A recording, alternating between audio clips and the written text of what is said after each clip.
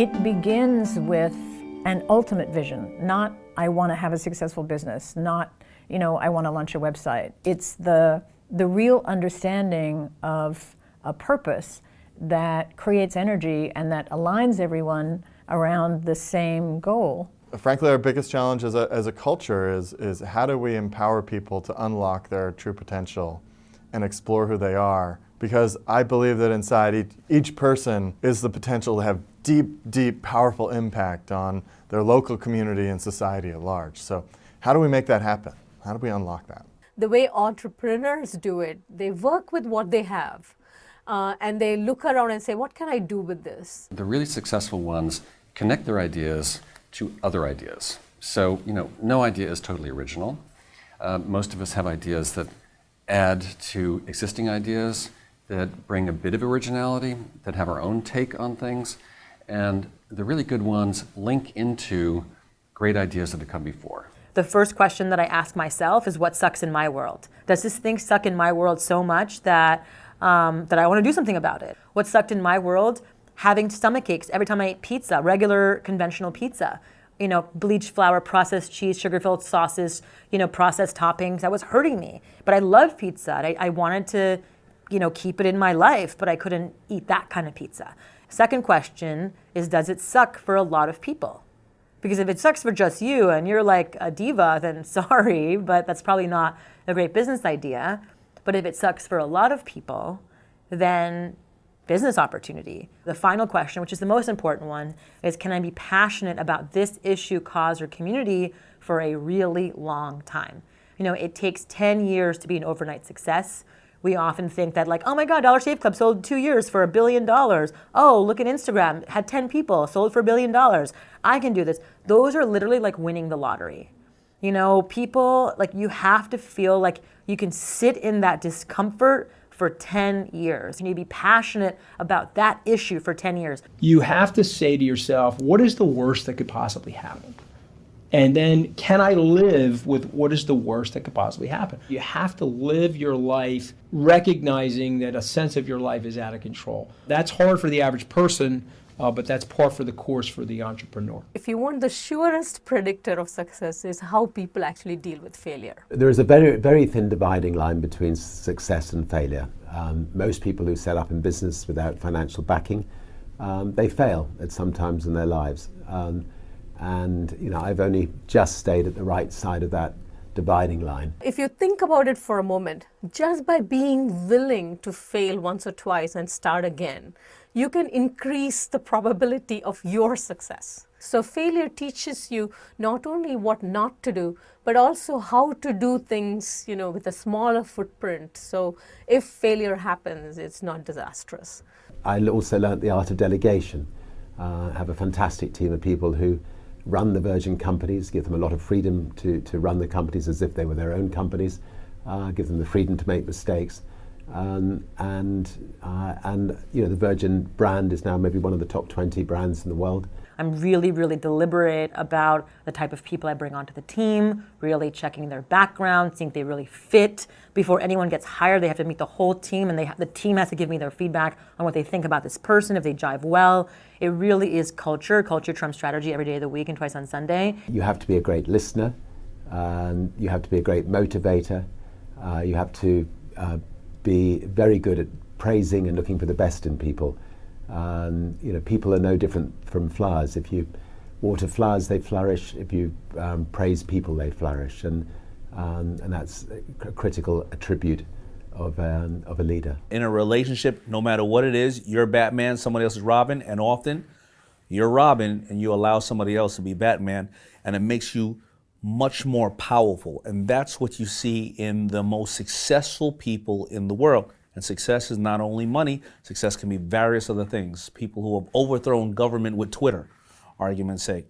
So when people understand their power, they're constantly seeking to enrich more people, as well as tapping into what they've learned and how to even become better at being powerful. The most important piece of advice I like to give them, particularly on the technical side, is find someone who has totally different skills from you, that you can trust and will challenge you. It can help you think through the many aspects it takes to address to build a business. From a skill set perspective, you need to be opposites. Oftentimes, best friends are like, we want to start a business together. It's like the fastest way to not becoming best friends again. Being opposites is so important. I'm great at design. I'm great at the vision. I'm great at the sort of the strategy. I'm really great at the aesthetic. I'm really great at the brand. My partner needs to be great at operations, manufacturing, warehousing, legal, finance, all of that stuff that I don't love doing. I'd rather stay in my zone of genius and have someone really, really take on their zone of genius and be in mutual awe of one another. As I think about what kind of advice I would give to other entrepreneurs when they start, I would say it's actually better to box yourself in and create a rule set for yourself, a manifesto. Something that basically says, we are going to live our lives this way. This is our criteria. This is our sort of limitations. These are the things. This is the sort of challenge we're going to give ourselves to stay within these parameters. The advice I'd give is really to engage people who've gone through that product development experience very early on. They'll have a lot of rules of the road, a lot of mistakes to avoid, and can really help make you successful even if you don't have the deep domain experience. And it's amazing how much young entrepreneurs who have a passion and enthusiasm and some really big ideas can engage and draw in people who have deep experience even before potentially they could afford them as consultants or employees.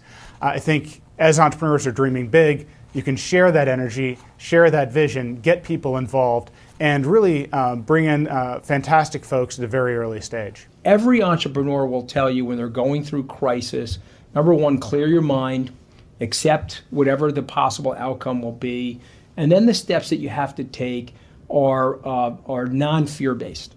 And that's the biggest problem for people, because we all have these fears. You have to remember, you're in a 100,000-year-old piece of machinery. You're the same person that was walking around in ancient Rome. So you're filled with all these primordial instincts. You've got to dial down your fear-based instincts, and you got to focus on being aggressive in a time of crisis. Because if you don't do that, you have a very high likelihood of failure. People who start businesses for the exit, most of them will fail because there's just no true passion behind it. To really, really succeed, you have to have such deep passion and drive to make it succeed. And when you're going through the worst of times and you close your eyes, you really have to remember, like, oh my God, I've helped so many people just gain access to clean sanitation. That's going to keep me going. Most people, can't say that if they're just trying to sell a t-shirt company. Look for a platform company. If you're going to build a company, make sure that if you're successful in one area, it can create value in a number of adjacent areas, because that really justifies bringing in the investment, building the whole infrastructure, not just for one product, but potentially for many. So it's important to have a platform, but not to lose focus within that platform and make one crucial bet that ultimately can drive the early success of your company. There's way more to the world of investing and of securing capital than just venture capital, right? There's long view investments, there's debt, there's crowd funding. There are many different options when it comes to getting funding, but the one that dominates the headlines is venture capital. The bottom line for me is that there are many different sources of capital. It's not a one-size-fits-all regime. And we get fed one single product. And the reality is a smart founder has to look around to see what their other options are.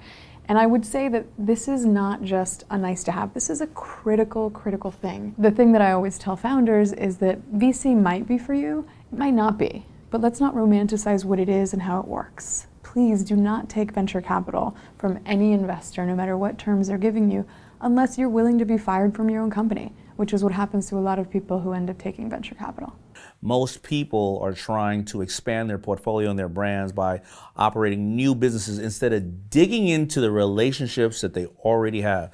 5, 10, 20 years. Because when you already have worked with somebody, whether it's a relationship as friends or your community or at the office or as an investment, the first transaction is usually the lowest. It is the 10 transactions afterwards, not only the transaction you're having with the person, it's the fact that that person is probably another business person or has a relationship, and they're out there networking, telling people about how good you are. And that's exactly where it is. See, your reputation is like your skyline. When you drive through the city, everybody can see it. And when you have developed these relationships and nurtured them, you do more and more business because the people know your ethics, your morals, and how you handle situations. And when you don't nurture these things, it slowly corrodes the foundation of who you are. And you have to go out and acquire new relationships. You have to nurture these relationships. They are symbiotic no matter what level you're at. And that's the importance of, after you've negotiated, now the real pot of gold is all those other transactions, all those other relationships, all those other references and networking things that they'll do for you and you'll do for them that you'll end up realizing have paid the best dividends. There's so many places that are just waiting for innovation. You know, I'm in the hospital and I'm like, this is garbage here. Like, this equipment costs too much, is too hard, isn't streamlined, as soon as has crappy UI, bad user experience, and people die because of it. So I'm like, okay, we can, so much opportunity in that. And I think, having that passion, that purpose, and that thing, that you can be like, when you close your eyes and be like, can I sit in this for 10 years? My answer is yes across the board. So I think if that is your answer too, then go for it. Get smarter faster with new videos every week from the world's biggest thinkers.